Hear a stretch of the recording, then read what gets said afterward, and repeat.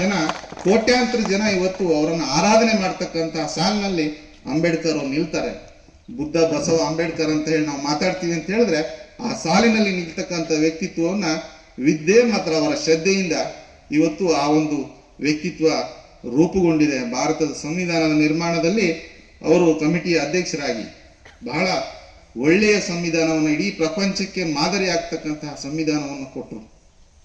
ಎಲ್ಲದೂ ಸಾಕಷ್ಟು ವಿದ್ಯಾವಂತರಿದ್ದೀರಿ, ಮುಂದೆ ವಿದ್ಯೆ ಪಡಿತಕ್ಕಂಥವ್ರು ಇದ್ದೀರಿ. ಆದರೆ ಅವರು 1956ರಲ್ಲಿ ತೀರ್ಕೊಳ್ತಾರೆ ದೆಹಲಿಯಲ್ಲಿ. ಇವತ್ತು ಪ್ರಧಾನಮಂತ್ರಿ, ರಾಷ್ಟ್ರಪತಿ ಯಾರ್ಯಾರು ತೀರೋದ್ರೆ ಡೆಲ್ಲಿಲೂ ಒಂದು ಜಾಗ ಇರ್ತದೆ, ವಿಶೇಷವಾದ ಒಂದು ಸ್ಥಾನಮಾನ, ವಿಶೇಷವಾದ ಒಂದು ಸಮಾಧಿ ಸ್ಥಳ ಇದೆ. ಅವತ್ತಿನ ಸರ್ಕಾರ ಅವರಿಗೆ ಆ ಸ್ಮಶಾನದಲ್ಲಿ ಜಾಗ ಕೊಡಲ್ಲ. ದಾದರ್ ಚೌಕ್ ಅಂತ ಹೇಳಿ ಬಾಂಬೆ ಇವತ್ತಿನ ಮಹಾರಾಷ್ಟ್ರದ ದಾದರ್ ಚೌಕಿನ ಸಮುದ್ರದ ದಡದಲ್ಲಿ ಅವರ ಸಂಸ್ಕಾರವನ್ನ ಬೌದ್ಧ ಧರ್ಮದ ರೀತಿಯಲ್ಲಿ ಮಾಡ್ತಾರೆ. ಈ ರೀತಿಯ ಪರಿಸ್ಥಿತಿ ಅಂಬೇಡ್ಕರ್ ಅವರಿಗೂ ಬಂತು. 1950ರಲ್ಲಿ ಕೊಟ್ಟಂತ ಸಂವಿಧಾನ ಶಿಲ್ಪಿಗೆ ಭಾರತ ರತ್ನ ಕೊಡಕ್ಕೆ 1990 ತನಕ ಕಾಯಬೇಕಾಯ್ತು. 1990ರಲ್ಲಿ ವಿ.ಪಿ. ಸಿಂಗ್ ಸರ್ಕಾರ, ಭಾರತೀಯ ಜನತಾ ಪಾರ್ಟಿ ಬೆಂಬಲಿತ ಸರ್ಕಾರ ಅವತ್ತು ಭಾರತ ರತ್ನವನ್ನ ಘೋಷಣೆ ಮಾಡ್ತು. ಭಾರತ ರತ್ನವನ್ನ ಅಲ್ಲಿವರೆಗೂ ಕೊಟ್ಟಿರ್ಲಿಲ್ಲ. ಚುನಾವಣೆಗಳನ್ನು, ಒಂದು ಮುನ್ಸಿಪಾಲಿಟಿ ಚುನಾವಣೆಗಳು ನಡೀತಾ ಇದ್ವು ಆ ಕಾಲದಲ್ಲಿ, ಆ ಭಾಗದಲ್ಲಿ ರಾಜಾಡಳಿತದಲ್ಲಿ. ಆ ರೀತಿಯ ಸಂದರ್ಭದಲ್ಲಿ ಅಲ್ಲಿ ಒಂದು ಪಕ್ಷವನ್ನು ಕಟ್ಟಿ 17ಕ್ಕೆ 17 ಸೀಟನ್ನು ಗೆಲ್ಸಿರ್ತಾರೆ ಅಂಬೇಡ್ಕರ್ ಅವರು. ಅಷ್ಟೊಂದು ಜನಪ್ರಿಯವಾದ ವ್ಯಕ್ತಿತ್ವ. ಅವರು ಒಂದು ಚಳವಳಿಯನ್ನ ಮಾಡ್ತಾರೆ.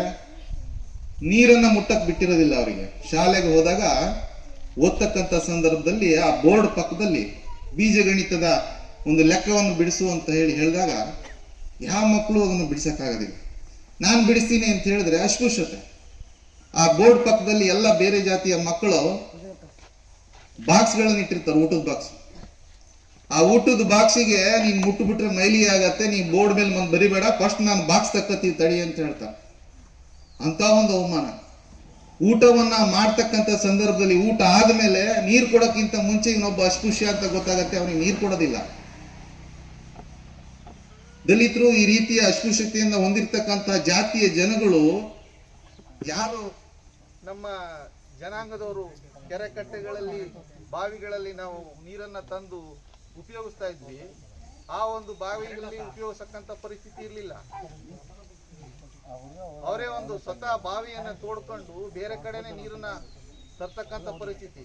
ಒಬ್ಬ ಅಸ್ಪೃಶ್ಯ ಆ ದಾರಿಲಿ ಹೋಗಿದ್ದಾನೆ ಅಂತ ಹೇಳಿದ್ರೆ, ಊರಿನ ಜಾತಿಯ ವ್ಯಕ್ತಿ ಹೋಗ್ತಿದ್ದಾನೆ ಅಂತ ಹೇಳಿದ್ರೆ ಅವ್ರ ಹಿಂದೆ ಸಪ್ಪ ಹಾಕೊಂಡು ಹೋಗ್ತಿದ್ರು, ಈ ದಾರಿಲಿ ನೀ ಬರೋಂಗಿಲ್ಲ ಅಂತ.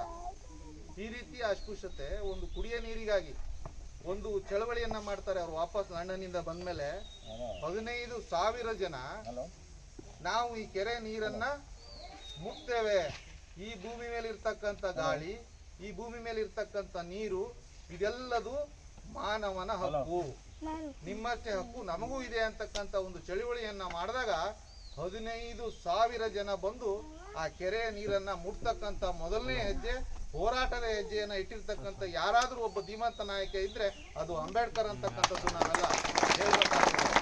ಹೋರಾಟ ಮತ್ತು ವಿದ್ಯೆಯಿಂದ ಇಲ್ಲಿ ಸ್ವತಂತ್ರವನ್ನ ಪಡಿಬಹುದು ಅಂತಕ್ಕಂತಹ ಒಂದು ಯೋಚನೆ, ಆಲೋಚನೆಯನ್ನ ಈ ದೇಶದಲ್ಲಿ ಯಾರಾದ್ರೂ ಕಂಡಿದ್ರೆ ಅದು ನಮ್ಮ ಅಂಬೇಡ್ಕರ್ ಅಂತಕ್ಕಂಥದ್ದನ್ನ ನಾವು ಹೇಳ್ಬೇಕಾಗ್ತದೆ.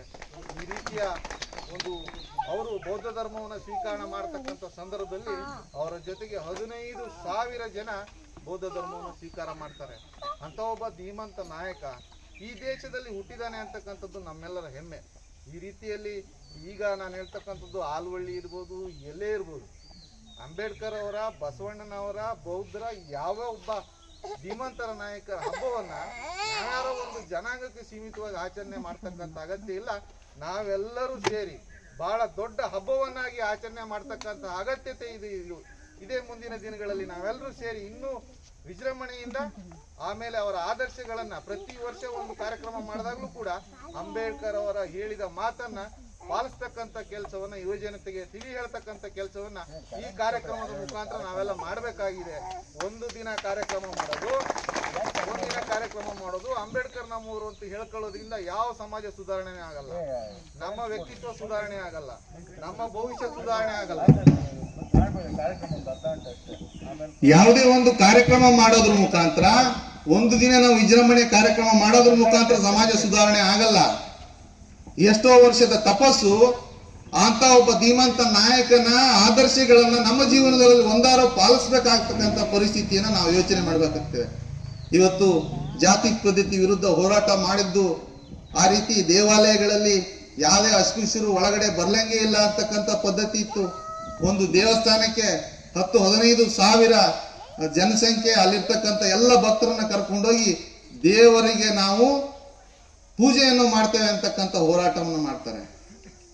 ಅಸ್ಪೃಶ್ಯತೆಯ ವಿರುದ್ಧ ಬಸವಣ್ಣವ್ರ ಕಾಲದಲ್ಲೂ ನೀವು ಕೇಳಿದಿರಿ. 1200 ವರ್ಷಗಳ ಹಿಂದೆ ಯಾವ ರೀತಿ ಜಾತಿ ಪದ್ಧತಿ ಇದ್ದಾಗ ಅದನ್ನ ಅವತ್ತು ಅಂತರ್ಜಾತೀಯ ವಿವಾಹವನ್ನ 1200 ವರ್ಷಗಳ ಹಿಂದೆ ಬಸವಣ್ಣವ್ರು ಹೇಗೆ ಮಾಡಿದ್ರು, ಅವತ್ತು ಅನುಭವ ಮಂಟಪವನ್ನ, ಪಾರ್ಲಿಮೆಂಟ್ ಅನ್ನ ಅವತ್ತು ಹೆಂಗೆ ಸೃಷ್ಟಿಯನ್ನ ಮಾಡಿದ್ರು, ಆ ರೀತಿಯ ಹೋರಾಟಗಳು ಈ ಭಾರತ ದೇಶಕ್ಕೆ, ಆ ಮಣ್ಣಿಗೆ ಆ ರೀತಿಯ ಶಕ್ತಿಗಳಿದೆ. ಸಾವಿರಾರು ವರ್ಷಗಳಿಗೊಮ್ಮೆ ಯಾವ ಒಬ್ಬ ಧೀಮಂತ ನಾಯಕ ಈ ಮಣ್ಣಿನಲ್ಲಿ ಹುಟ್ಟು ಬರ್ತಕ್ಕಂಥ, ಈ ಮಣ್ಣಿನಲ್ಲಿ ಹುಟ್ಟಿ ಈ ಸಮಾಜವನ್ನ ಸುಧಾರಣೆ ಮಾಡ್ತಕ್ಕಂಥ, ಸಮಾಜವನ್ನ ಪರಿವರ್ತನೆ ಮಾಡ್ತಕ್ಕಂಥ ಶಕ್ತಿ ಇರ್ತಕ್ಕಂಥ ನಾಯಕರು ಹುಟ್ಟುತ್ತಾರೆ.